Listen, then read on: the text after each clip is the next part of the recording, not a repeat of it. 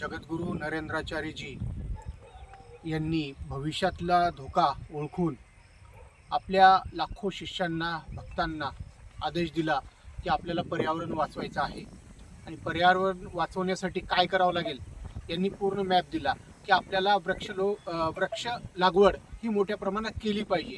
केवळ वृक्ष लावूनच नाही तर त्याची जोपासनासुद्धा केली पाहिजेत.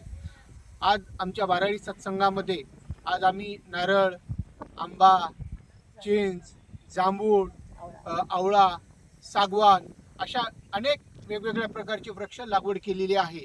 आज अनेक प्रकारची वृक्ष लागवड करत असताना केवळ वृक्ष लावूनच आम्ही थांबलो नाहीत तर त्याची जोपासना करून भविष्यामध्ये होणारे जे संकट आहे ते संकट टाळण्याचा प्रयत्न केलेला आहे. आज आपण पाहिलं की निसर्गाचं चक्र पूर्ण बदललेलं आहे. आज अनेक वेळेस बघितलो की पावसाचं प्रमाण अत्यंत कमी झालेलं आहे. त्याच्या मागचं कारणच आहे की बदलतं पर्यावरण आणि निसर्ग चक्र पुन्हा जर पूर्ववत करायचं असेल तर मोठ्या प्रमाणात आपल्याला वृक्ष लागवड केली पाहिजे.